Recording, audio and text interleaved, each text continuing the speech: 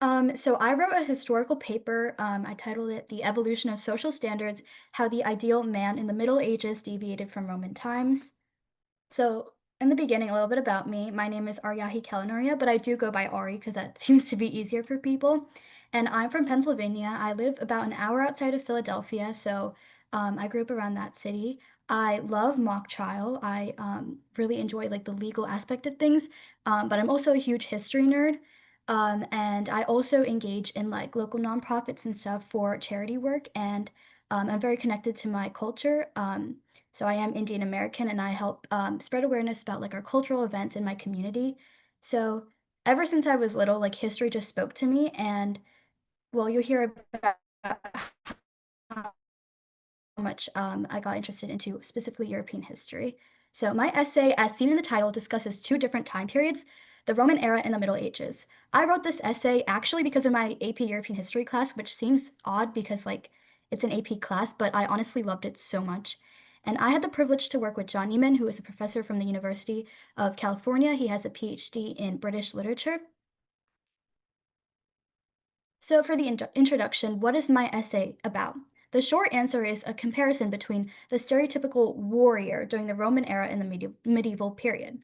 The collapse of the Roman Empire eventually led to the Middle Ages, and the end of the Middle Ages was marked by the Renaissance, the time where AP Europe begins.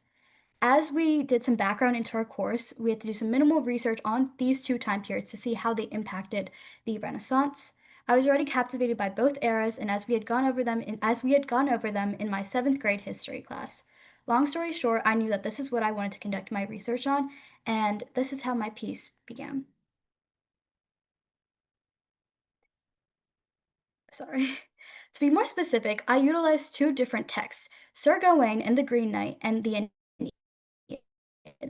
By contrasting the qualities of these two protagonists, one being a medieval knight and the other being a Roman warrior, I can kind of analyze them to their specific time periods, crafting an argument about how each one shapes, reinforces, and is also defined by social standards of their time. Once this has been established, I compare the standards of the two periods. The medieval period was more rigid, with the Catholic Church having a tight control on these people.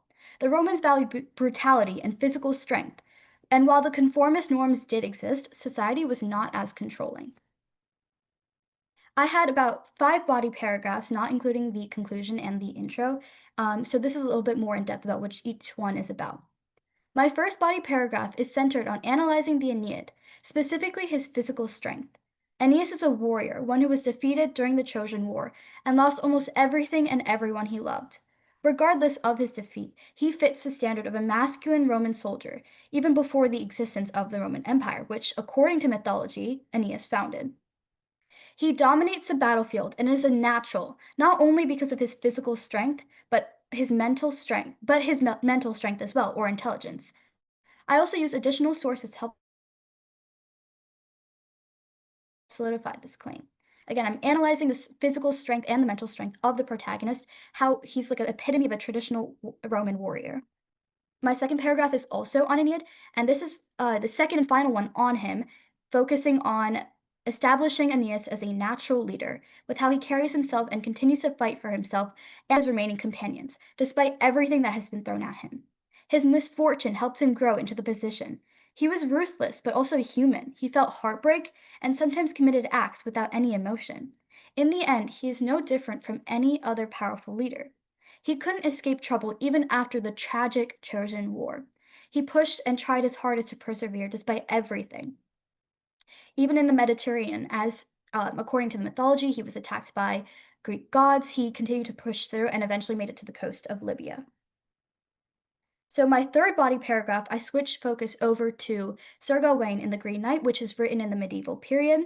This paragraph, the most important message I emphasize is that Sir Gawain is composed of a paradox between Gawain's wants and what he is obligated to do as a high-ranking knight in King Arthur's court. Because knights were generally seen as the epitome of an ideal citizen, they had to maintain that image, even if it went against what they truly thought was right for them. Gawain wasn't rebellious. In fact, he was loyal to the core to King Arthur. And Gawain had a task to complete, regardless if he wanted to do it or not. The paradox, more specifically, is his personal passions, what he believes that he wants to do, and also what he is required to do as his position and as a knight. It's complicated with his morality and sense of wrong versus right, which he has to figure out as the piece goes on. My fourth body paragraph is also on Sir Gawain, and Gawain is seen as a highly respectable and as a highly respectable individual. And because of this, he not only represents himself, but also all higher ranking knights throughout the Middle Ages when you analyze it from a historical context. The text exemplifies how much power and control they had, but not in a way where they were resented by the common folk. They were humble servants of the crown. Even the king, who had the most power in the court, looked to knights for advice and recommendations, and we see this throughout the text. Knights were influential in society even after the medieval practice of knighthood ceased to exist. The text mentions how they were seen as role models, and the text claims that they were renowned in society just after Christ. And if you know anything about the medieval period, you know that Catholicism was a really, really big part of it. And my final body paragraph, again, is also on Sir Gawain. While his life isn't glamorous by today's standards, it is definitely adventurous. The text is centered around his journey to find a green chapel after beheading a mysterious knight that shows up at King Arthur's court. His sense of loyalty towards his king convinces him to go on this journey in the first place, relating back to that paradox of his moral sense of duty and what he wants to do in his life. But he knows what is expected of him. He is skilled in decision making, especially when embarking on his journey to search for the Green Knight. He has this ability to think quickly and assess situations with proper judgment. His position in society is as a trustworthy person. He reinforces the stereotype of an adventurous knight with an action packed life. And finally, the conclusion. The conclusion is less of a way to wrap up, but more of a way to make a cross connections. My main goal was to connect these two time periods to our current society and to examine in what ways the world has changed and what aspects have remained the same. For example, how did the Roman era differ from the medieval period? Well, the medieval period became more religious, especially compared to the Roman Empire, where again, religion did play an important part, but it wasn't dominating and completely controlling society the way it did in the medieval period. Nowadays, we have more secular societies, with most Western nations pushing secularism and keeping religion out of politics. And that is the end of my essay. Thank you for listening, and I hope you enjoyed. Thank you, Aryahi. That was really, really interesting. I feel like I now need to read about Sir Gawain and learn more about that story. So a couple of questions. I was curious, how you picked these two pieces of literature to study specifically. So initially, I wanted to do something analyzing the medieval period, but when I was working with my advisor, he suggested more of a comparison text, and I was like, I mean, that would be really interesting because the Roman Empire, which kind of like they kind of overlapped for a short period of time before emerging into the medieval period. And we were looking at potential texts that we could use to establish like this point of like societal norms and what was expected of people. And I think these were the two most prevalent examples, especially because in the medieval period, people weren't as literate. There wasn't as much like works that were being created until the printing press, but before it was mainly just monks. Um, so Sir Gawain and the Green Knight was a pretty obvious choice. I just think because of the lack of sources during the medieval period. And the Aeneid is just a classic because it focuses like the Odyssey, but I think the Aeneid is a little bit more centered towards the Roman Empire, especially because, again, in mythology, Aeneas did go on to found the Roman Empire, whereas the Odyssey, I think, was more Greek. So the Aeneid kind of just like exemplifies, or actually, they both exemplify the lives of a singular person and how they're experiencing their environment in the time period that they live in. Awesome. Great. Yeah, excellent choices.